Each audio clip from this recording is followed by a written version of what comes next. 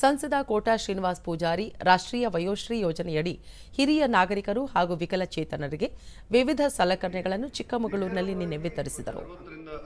ಕಾರ್ಯಕ್ರಮದಲ್ಲಿ ಶಾಸಕ ಎಚ್.ಡಿ. ತಮ್ಮಯ್ಯ, ವಿಧಾನ ಪರಿಷತ್ ಸದಸ್ಯ ಎಸ್.ಎಲ್. ಭೋಜೇಗೌಡ ಮತ್ತಿತರರು ಉಪಸ್ಥಿತರಿದ್ದರು. ಬಳಿಕ ಕೋಟಾ ಶ್ರೀನಿವಾಸ್ ಪೂಜಾರಿ, ನಮ್ಮನ್ನು ಪೋಷಿಸಿದ ಹಿರಿಯ ನಾಗರಿಕರ ರಕ್ಷಣೆ ನಮ್ಮೆಲ್ಲರ ಜವಾಬ್ದಾರಿಯಾಗಿದೆ. ಹಿರಿಯರು, ವಿಕಲಚೇತನರು ಆತ್ಮಗೌರವದಿಂದ ಬದುಕಲು, ಜೀವನ ರೂಪಿಸಿಕೊಳ್ಳಲು ಕೇಂದ್ರ ಮತ್ತು ರಾಜ್ಯ ಸರ್ಕಾರಗಳು ವಿವಿಧ ಯೋಜನೆಗಳನ್ನು ಜಾರಿಗೆ ತಂದಿವೆ.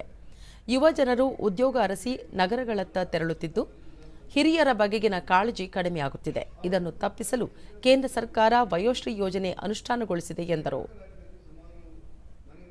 11 ಲಕ್ಷ ಜನರಿಗೆ ಪ್ರಥಮ ಬಾರಿ ಬಡವರಿಗೆ ಪಿಂಚಣಿ ಎನ್ನುವುದನ್ನು ಜಾರಿಗೆ ತಂದಿತ್ತು. ಆವಾಗ ಶಕ್ತಿ ಮಾತ್ರ ತಗೊಳ್ಳಿಕ್ಕಿಲ್ದಿರುವಂಥ ಅನೇಕ ಹಿರಿಯರಿಗೆ ಒಂದಿಷ್ಟು ಸಹಾಯ ಆಗಿದ್ದೇನೆ, ಪೂರ್ಣ ಸಹಾಯ ಅಂತೇಳಿಯಲ್ಲ. ಆ ಹಿನ್ನೆಲೆಯಲ್ಲಿ ಹಿರಿಯರ ಬದುಕನ್ನು ಕಟ್ಟಿಕೊಡುವ ಬಗ್ಗೆ ಮತ್ತು ವೃದ್ಧಾಪ್ಯದಲ್ಲಿ ತಮಗೆ ದೈಹಿಕವಾಗಿ ಶಕ್ತಿ ಇಲ್ಲದಿರುವಂಥ ಸಂದರ್ಭದಲ್ಲಿ, ತಮ್ಮ ಸ್ಮರಣ ಶಕ್ತಿಯನ್ನು ಕಳ್ಕೊಳ್ತಿರುವಂಥ ಸಂದರ್ಭದಲ್ಲಿ ನಮ್ಮೆಲ್ಲರ